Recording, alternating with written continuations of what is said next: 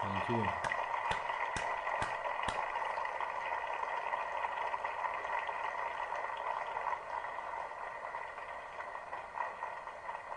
I think we have time for some questions. I thank you very much. It Thank was you. absolutely Thank you very much. amazing. Thank you. And now it's time for questions, if you have any. And please keep your questions on subject to the war on terror or 9/11. Bring a question, make it brief.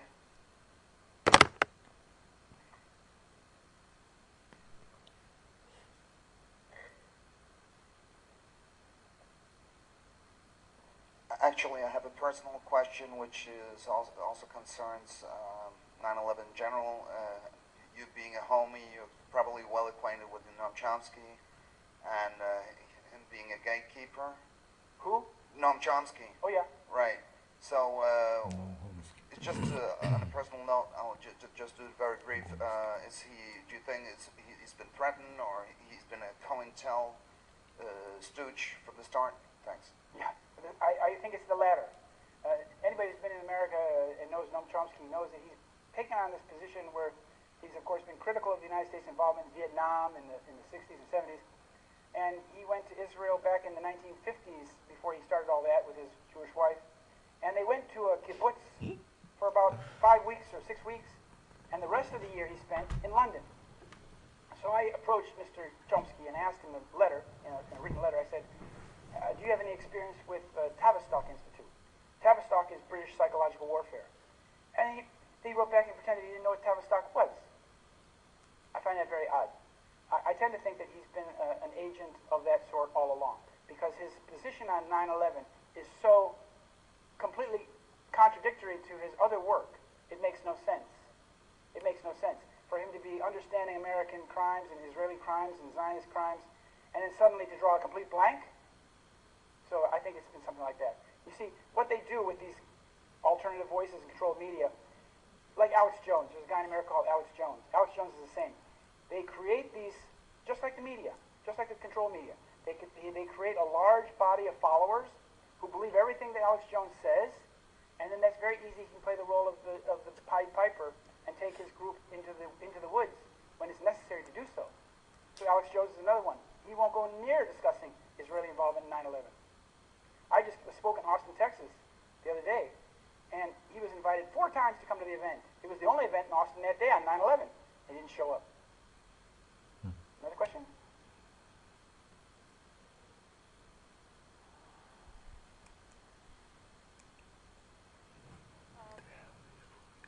It's because I've seen a video footage of, I think it was live TV from back from 2001 with the flight entering the building, but then somebody caught that one of the wings that was flying into the building was like a building behind the wing, and then the wing actually, flew right into it, like it wasn't there, like it was just edited into the footage. Yeah, I'm familiar with that. So it was never there. Yeah, I'm familiar with that.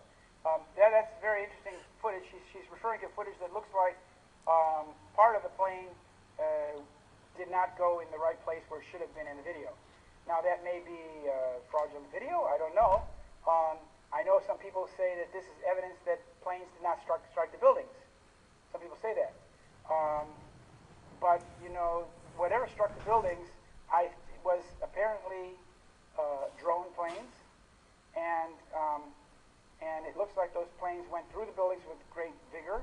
There were some plane parts found, were not identified, and some projectiles went flying with very great speed out the other side of the building too. So my only position on that is that the fact that there's a problematic video or a video that may be fraudulent does not mean that planes did not strike the World Trade Center. You hear what I'm saying? A fraudulent video is not evidence of something not, But I've seen that video and it's very bizarre. Yeah, because to me it looked like that it was actually, just put in there, that it was actually not there. Yeah. And it was made up footage. Yeah, so I understand. This is the argument that it was that what we saw in those videos was computer-generated imagery yes. versus actual plane. It certainly looks like large planes hit the building. Eyewitnesses heard large planes hit the building. We could hear the sound of them. And as I said, something like big planes did hit the buildings. So that's as far as I go with that. Yeah. Thanks. Okay. Now there's this quote that says, follow the money. Now you mentioned oil, but of course you also looked into the industry for the arms and weapons and so on. I think it's called the Carlyle Group, or what you didn't mention so much about Bush and all the rest of the administration's money in this firm or in these firms. Yeah. Well, as you say, the Bushes and the Cheneys and all these people that have money in America are invested in war stocks. I mean, it's big business in America. 55 cents of every tax dollar goes into this business, so that's where to put your money. As you said, there's Halliburton, there's Dick Cheney. There's other companies like General Dynamics and Halliburton and Northrop Grumman. There's so many of them. A lot of money was made by those groups. Some of them in particular are very suspect, like the General Dynamics company. They have a huge amount of business. But whenever the nation goes to war, the war business is good. I mean, this is America's business these days, unfortunately, very unfortunately. And these people got richer from that. That's true. But that doesn't mean that, a lot of people want to put this 9/11 into the lap of George Bush or Dick Cheney. Well, I can understand it. They certainly failed that day. They certainly committed treason. They certainly should be George Bush should not be painting watercolors in Texas. He belongs in jail. He belongs convicted of war crimes because, first of all, they prevented any meaningful investigation. As I said, there was no investigation of 9/11. That in itself should be a crime. But they said it was an act of war, so, they're legally protected. But then, for 2 years, they prevented any sort of meaningful investigation. But more importantly, George Bush and Tony Blair conspired in a criminal war of aggression, which is the supreme war crime. For that, we hanged Nazis in Nuremberg. George Bush and Tony Blair deserve the same if they're found guilty of committing a war crime. And they did. And what we need in America, we need a proper investigation in which Cheney, Bush, Chertoff, Ashcroft, Ali Hoopa are put into court and investigated to the full extent of the law to find out what they knew. Because that's the only way you'll get the whole network. You see, America today has become a crimocracy, a government of criminals, for criminals, by criminals. So it's like the removal of one person isn't going to change anything. And bringing a new criminal to run the operation isn't going to change anything either. Americans all have hopes. Oh, they always ask me, well, what do you think of Trump? Is Trump... what can I say? I don't want to pop their balloon. But it's like, come on, this is totally fake. The whole thing is fake. Trump is just as closely in bed with the Israelis as Clinton. And they're both tied completely to this operation. So I said if Trump were really a 9/11 truth guy, he would have done something. He would have said something. He would have donated to Bollyn.com. He's done nothing. What is the Saudi connection? Well, that's very interesting. The 28 pages is no longer secret. The 28 pages came out, and the 28 pages said exactly what we thought it said. That some guy from the Saudi royal family lent or donated or supported two Saudi guys that were new arrivals in San Diego and helped pay their first month rent. In America, you come to America, you have to pay first month, second month, last month. So you wind up having to pay a whole lot of money down. And he helped do that for these two Saudi guys who were then allegedly on Flight 77 to hit the Pentagon. We'll go back. We have no evidence of Flight 77 hitting the Pentagon.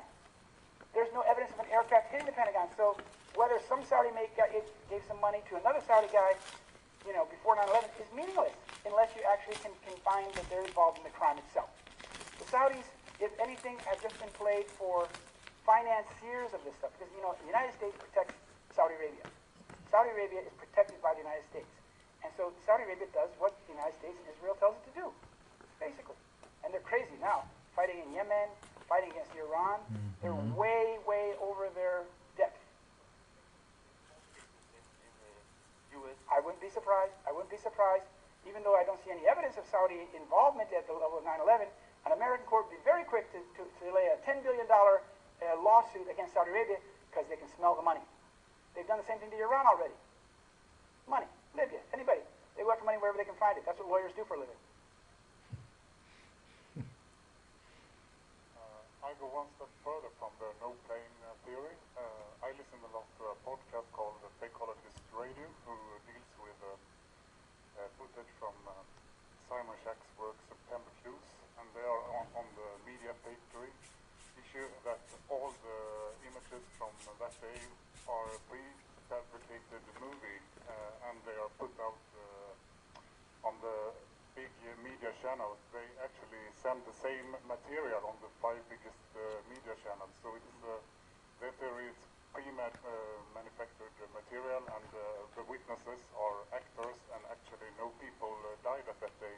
They simply closed down the area during the night, and then blown the buildings off camera. They haven't filmed the event at all, so we haven't not seen any real footage at all from 9/11. What do you think about that kind of thing? Well, I mean, I've heard all kinds of theories about no planes and no towers, no New York City. New York City existed, towers existed, towers no longer exist. It looks like 2 planes went in the building. We know that about 3,000 people were killed, and we know they went to the war on terror. So we need to get to the bottom of it. And I really don't, some people will say, oh, no thermite was used, and nuclear bombs were used, and Judy Wood says that it was a cold event. These are all what we call red herrings. I work with evidence of what we actually have in front of us. And as you say, it may be some CGI, I don't know, but how did they do that they had some sort of missile that went in the building that left these holes in the building and carried through the building and created this huge explosion? That's kind of hard to figure out, but I don't think that really takes us anywhere. It's like it's like rearranging the decks on the Titanic, chairs on the Titanic as it's going down. We got a sinking ship. We got to deal with the sinking ship, not the chairs. See what I'm saying? So I mean, the arguments about these, what I consider details, are kind of pointless because we now are 15 years later. Those 3,000 people were killed. The history of the United States and the history of Europe has changed. We're now in an open-ended war with the Middle East, which, according to our politicians that are going to be taking over power in the United States, we are going to be looking at more war.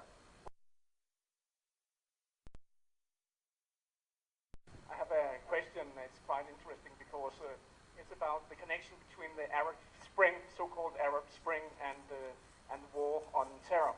What is the connection between these two big events in our time? So Yeah. to speak?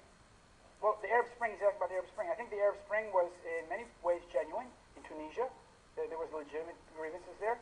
And there were, of course, legitimate grievances across the Arab world. And then, of course, they saw in certain places they had to reverse the Arab Spring, like in Egypt, and reinstate the military. That's what the United States did. They said, forget your Arab Spring in Egypt. Forget Islamic or Muslim Brotherhood leading the country. We're going to overthrow that and put the Israelis and the Americans back in charge with the Egyptian army.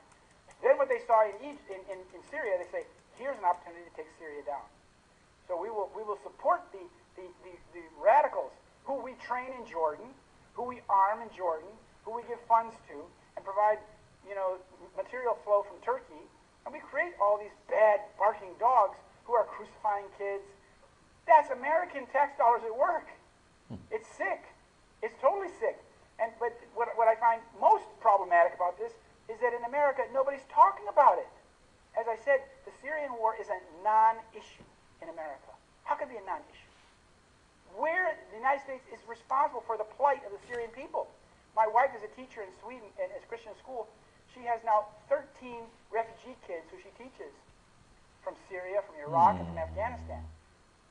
And she was telling, but before we went on the tour in America, she was telling at the prayer session, pray for my husband and myself. We're going to teach America, talk about truth in America and ending the war. And the history teacher said, what war? What war? And it's the same thing in America. What war? We're not at a war. Question? You raised the matter a bit earlier.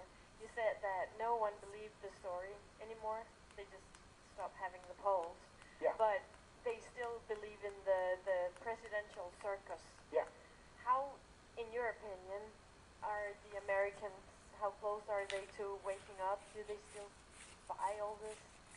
Well, there's a very significant population in America that knows the situation. There's a lot of people. And there's a lot of people who are just at that brink. They're mad as hell. They know the system's rigged. They know that everything is rigged against them. There will be always about 90% of the population doesn't do anything, just does watching TV. The problem is in America is that the media is so controlled that the Americans have no understanding what's really going on. That's the problem. I don't know how it is here in Denmark, but in Sweden it's not very good either. The media is very tightly controlled. News is very brief. They don't tell you anything. And you can't have a democratic nation with an ignorant public. I'm sorry, it just doesn't go. When you have an ignorant public, when the media is controlled by 6 corporations, you have an oligarchy at best, or a kleptocracy, or a crimocracy, as I call it. The criminals run the operation, because the criminals in America run the voting machines. So we go think, vote, vote, vote, yeah, you rock the vote. You put your vote in there, and at the end of the day, it's counted by a computer machine. It's owned by a private company who controls all the data. The American people don't watch any single vote being counted in their own eyes. That's not a democratic election. And they say, oh, we'll go monitor elections in Serbia. We'll go monitor elections in Iran. We'll send Jimmy Carter there to watch how they do it. We need election monitors in the United States of America. That's what we need. And it's so far gone. Gold. And I love my country, even though I've lived 7 years in exile. I love my country. But it's really sad to see today. You know, and it's a circus. It's a circus, this whole Trump-Clinton thing. And people, Americans, every 4 years wake up out of their slumber and say, yeah, go Trump, go Clinton. But it's like children. They're like children. They pin their hopes on one candidate, think that guy's going to take us out of the jungle. No, we have to get out of the jungle ourselves. And we can't do it unless we're informed. And that's the job we have to do. We have the information, we have to inform others, and others, and others, because it's going to be a revolution of awareness.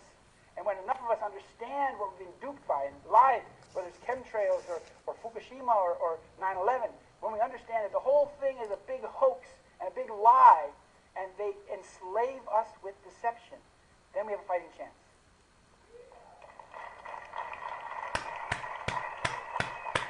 Thank you.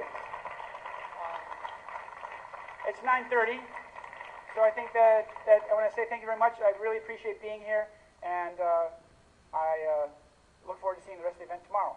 Thank you very much. Oh, I do have some books outside. I can, in the hallway there, in the next room. Thank you.